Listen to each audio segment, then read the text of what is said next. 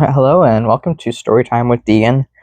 Today I'm going to be talking about the full story of my coming out from when I was younger to the exact moment I came out at first to telling the important people in my life. So, let's get started. So, a lot of people will know from when they're very young that they're gay, but, well, I definitely didn't.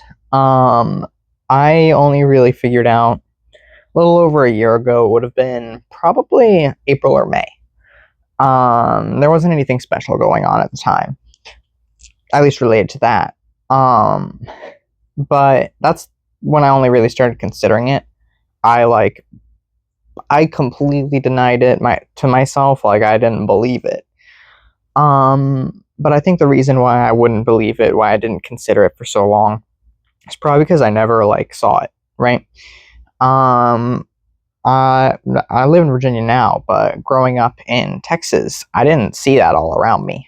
I knew it existed, and I was okay with it. I supported it, but it felt exotic, and it felt like something that was kind of almost fictional, but it just wasn't. Well, obviously, it couldn't have been me. That I just always had that in my head, and I was like, yeah, that makes sense. Of course, it's not me. But most of my friends were girls when I was younger, and because of this, I had this expectation that I had to be straight, and it wasn't like, oh, you have to be straight. It was more like, oh, well, I am, of course. So what would happen is this happened all through middle school, really. Um, I would be pretty good friends with a girl, and in my head, I would have a crush on her. Thinking back, they were not crushes. That they weren't. What I think it was is I thought that if I was friends with a girl, and we did a lot of stuff together, just hanging out. Well, obviously, I had to be with her, right? Because that's how that works. And well, no, it's not. Um, but that's kind of why it took me so long. So there were a couple of signs right before I, actually started considering I was gay. And also a little bit after, but before I actually really accepted it. Um First and foremost, right, I never actually thought about girls in a romantic way. I thought I did, but I didn't. I still don't really know what that actually looks like. I know more now. But back then, I thought it was just a really good friend, like I said before, right? But the real signs that, someone could have looked at and been like, someone's not right there. So throughout my entire life, I've loved telling stories, right? I love putting myself into the main character, something that I can have that represents me.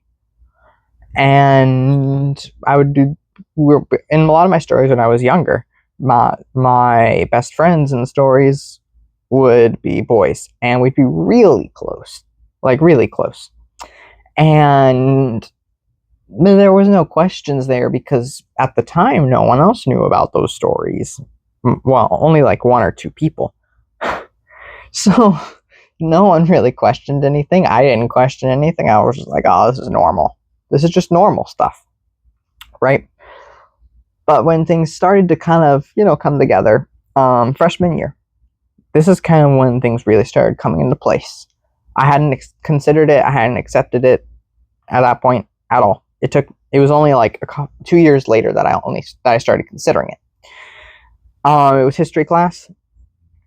We were talking about ancient Greece, right?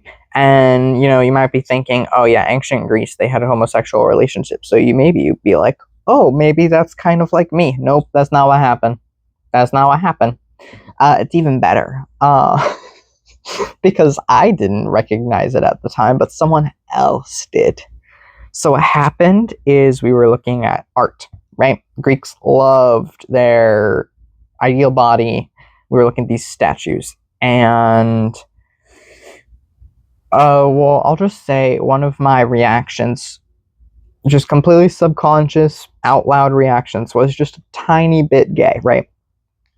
And I got called out on that. Not in front of the whole class. That would have been terrible. But there was this girl at my table, and it was really funny when I actually told her that I was gay this last school year, because like she was the first one that was like, something's not right here. So that is a funny story. But also another thing, this is after I started considering that I might be gay, right? For sports, you have to do physicals, right? And at these physicals, sometimes they'll ask you like specialized questions. I didn't know that, but apparently they do. I saw it on the paper this time. But I don't, for whatever reason, the doctor asked me, right?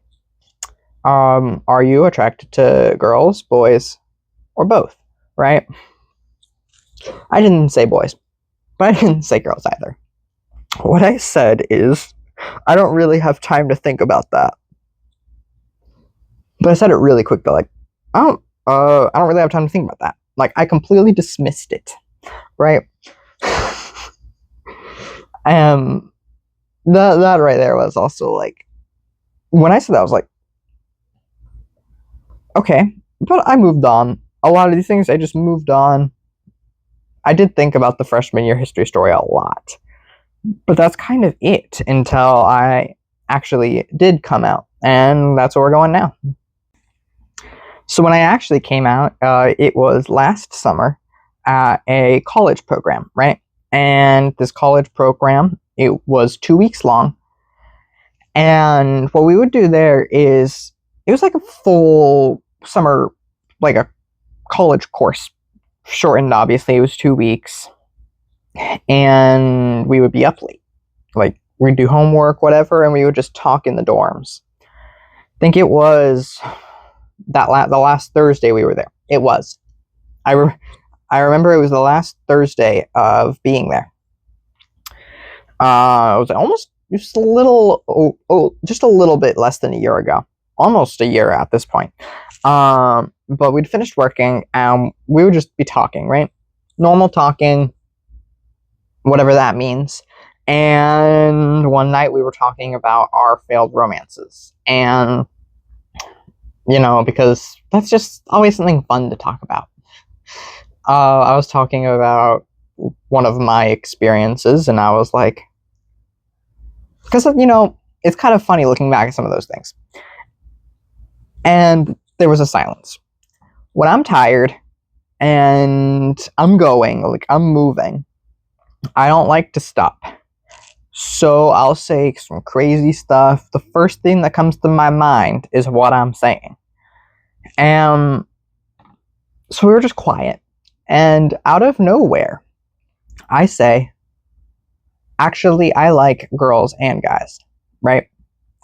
I think that was my exact quote, actually.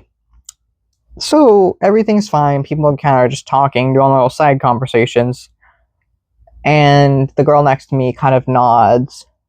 And then I'm like, nope. By the way, I'm like shocked that I said this, and I don't know what to do, right? So I'm still in that place where I'm just moving. And then I said, actually, maybe just guys. Really quietly, like, actually, maybe just guys.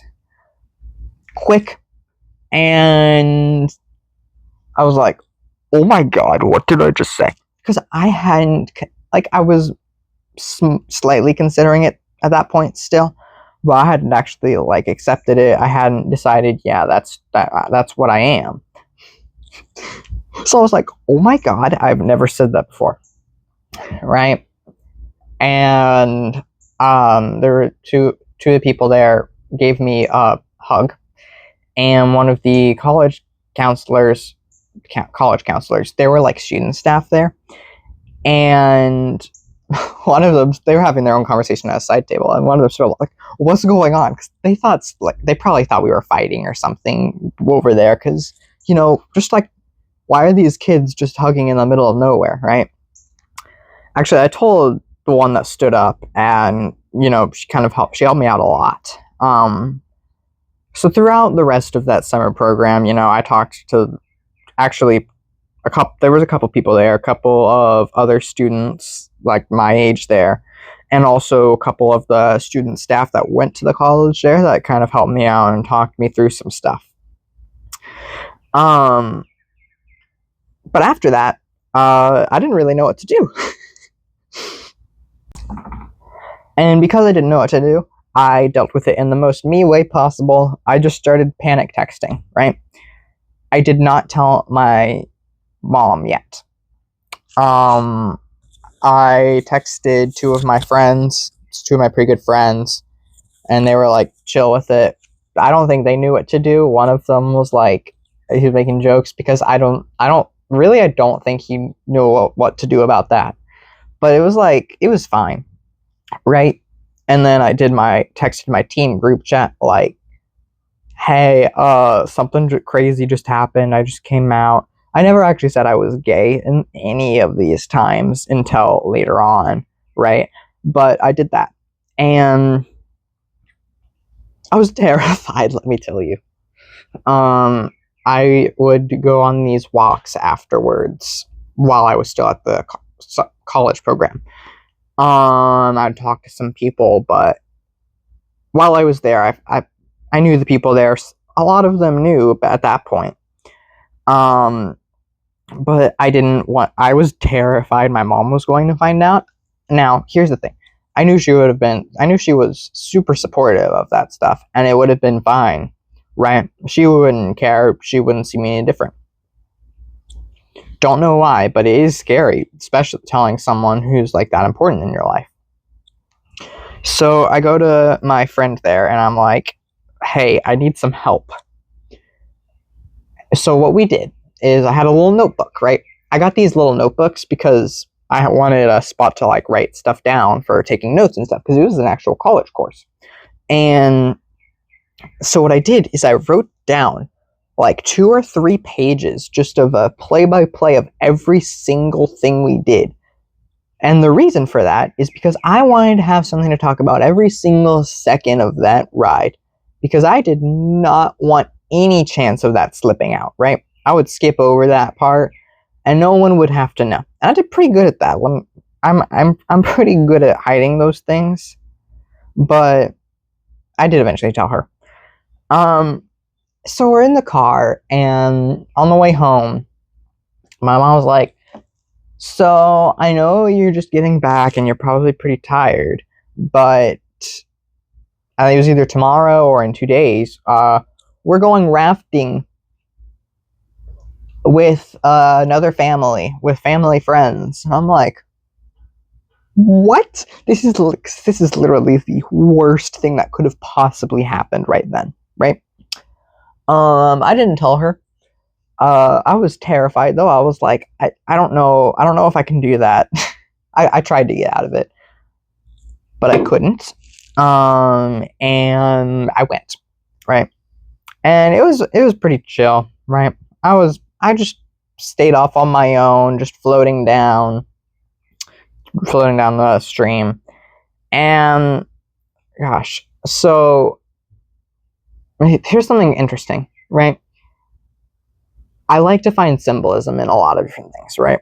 So the way I do that is kind of random, actually. I'll have names for certain events and stuff, but when I was on this raft, right, there's a lot of dragonflies around here, and they really like to be around the water. And this dragonfly landed on my raft. I actually have a picture I might show like right here. But this dragonfly right here. And I was like captivated by it. And it was in a time when I was terrified, right? I was terrified to do anything. So that's something I think about all the time, that like that little dragonfly, and how, to me, what that symbolizes is it's like, it's that freedom part of life where you don't really care about what other people think. That's what I try to live my life that way now. But that moment was just so special. So pretty soon after that, I got to the point where I was probably the most scared out of my entire journey from coming out to now. So right after I got back, I had 1 week after I came back where it was just a normal summer week. And then I had cross country camp the next week. And during that week, I think it was probably the weekend before, I called my coach because I was like, I wanted to tell him. And so I was walking around my neighborhood, and I was trying to call my coach. I was telling him these things, and he was really helpful. But what we decided is he was going to tell the assistant coaches, because he asked, like, is it okay if I tell the assistant coaches? And I was like, yeah, I haven't had that happen yet where someone tells someone else. And I was like, yeah, because that's a safe place to do that, where I can see how that feels having someone tell someone else, and I don't have to worry about that going really bad, because I knew all of them would support me. But I go to practice the next day, probably. Yeah, it would have been the next day, and I'm fine. They're like, one of the assistant coaches pulls me over, is like, hey, I just want to let you know, we'll always support you. And it was nice. And I was running fine. But I go to cross country camp, right? I'm terrified. I'm gonna be around people, and all of them, but everyone there except for two people, as far as I knew. There were two people there who I knew for sure did not know that I was gay. And I think one of them only figured it out like a month or two ago. But, well, because I didn't talk about it that much at camp with all of the guys. But, I couldn't even get myself to run, right? When I can't get myself to run, that's how I know it's whatever's happening is really bad. Like, I'm really anxious or really depressed when I cannot run. I would stay in bed the entire day. I would scroll Instagram. At one point, I can't remember if it was there. I think it was probably the week before I did this. But I created like an Instagram account so that I could see real gay couples, right? Because I wanted to see that, because I wanted to feel like that actually existed and that I was okay. And I mean, that didn't last very long, but that is something I did. But during this time, I would stay in bed. I was scrolling Instagram. I had like a snack or two every day, but I wouldn't even go to eat dinner. Like, I wouldn't go downstairs to eat dinner. There were a couple nights I barely ate anything. I was terrified of going down to do group things. I shouldn't have been, but I was, right? None of them cared. They were all fine. I was just scared. But also there were some things that, came out of it that were, kind of funny. Like, I remember one time I was laying in my bed. There were these two guys outside doing whatever, well, in the hallway, doing something on their phone or playing some kind of game. And they're just doing normal high school boy stuff, calling each other gay for all sorts of stuff. And one of them's like, well, that's so gay, for whatever. It wasn't anything that was actually gay at all. But he said, that's so gay. Not that there's anything wrong with that. It's just kind of funny. I could tell they were thinking about it. And I do appreciate that. I thought that was funny then. But the whole time that I was there, I was terrified. We did two group gatherings with the girls. We did like a cookout, and I volunteered to do the food because I was like, I am so terrified to be around so many people who don't know that I'm gay, and if they find out, well, what's gonna happen? So I volunteered to do the food, and after the food was done, I hung out for a little bit. I was just kind of around. I actually just now I didn't just flee. I kind of just texted my coach, like, hey, he had already gone home. I can't remember. Yeah, he was already at home, and I I ran a little bit because I don't want to walk the entire way. It wasn't I was trying to run. I was running away, but I wasn't trying to like escape exactly. Right? I was just running because it was faster than walking. If I'm being completely honest, one of the other assistant coaches there picks me up. Is like, hey, there's bears out here.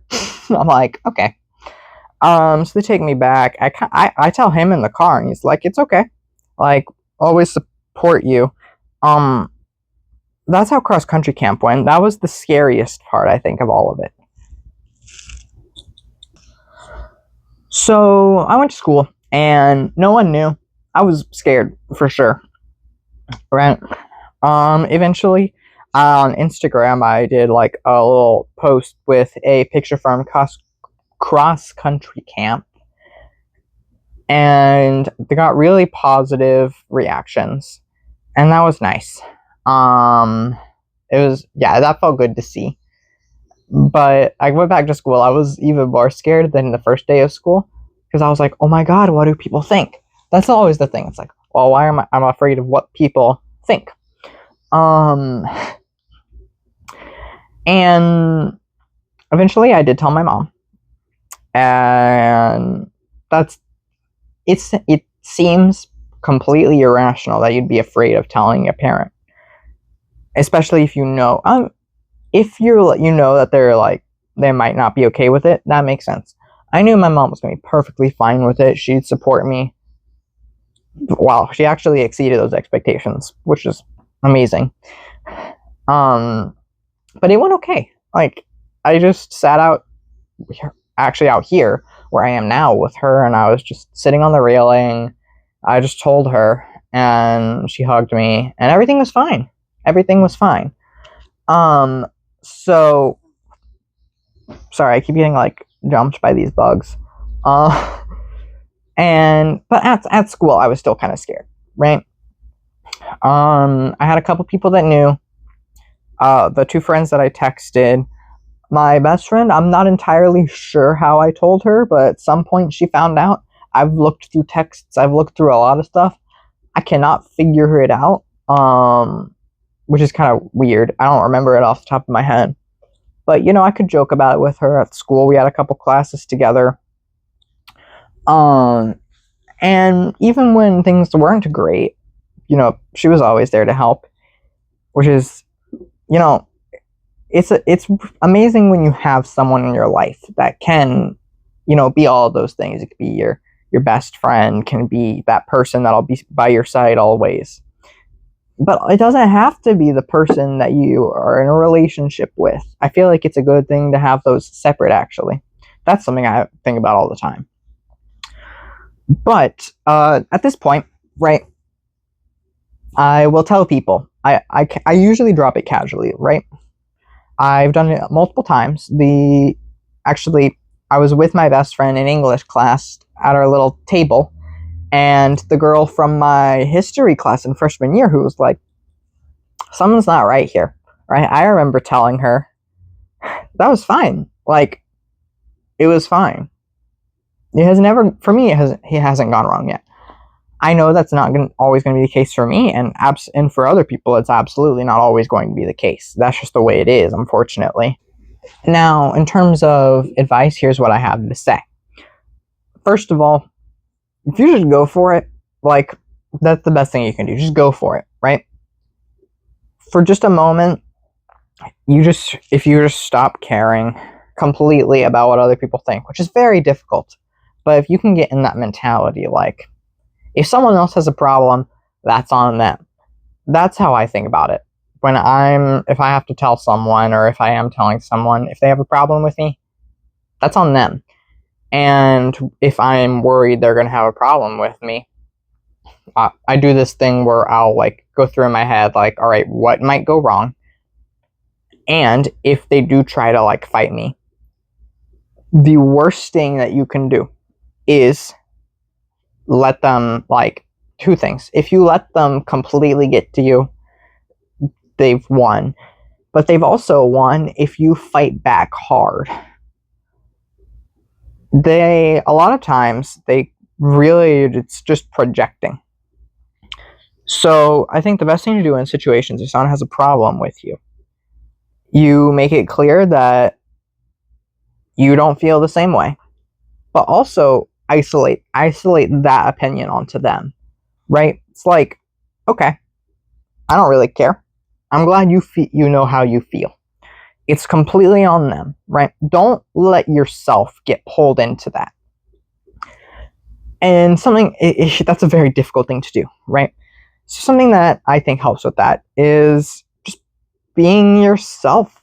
If you just try to be yourself, or don't try to be someone else is the big thing. If you're not trying to be someone else, that's being yourself. When people tell you to be yourself, you think, I'm just going to throw myself in here, just force myself in, right? That's not the best way to do it. You just stop trying to be someone else. And it's easier said than done, but really that's the best way to do it. And what that can do is it builds your confidence, right? And that's a very hard thing to do. But it's really easy to be afraid when you don't know how people will react. You don't know if people will have problems with you. You don't know if people will hate you. You don't know how people will react to whatever you are, right? So that's scary.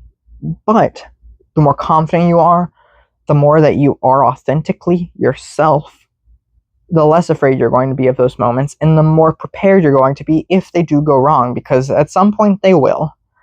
And that's okay. That's the case for everyone. Not everyone is going to like you, right? And if you just got to be okay with that, unfortunately, and you just deal with it on your own level, and don't let them push that into you, right?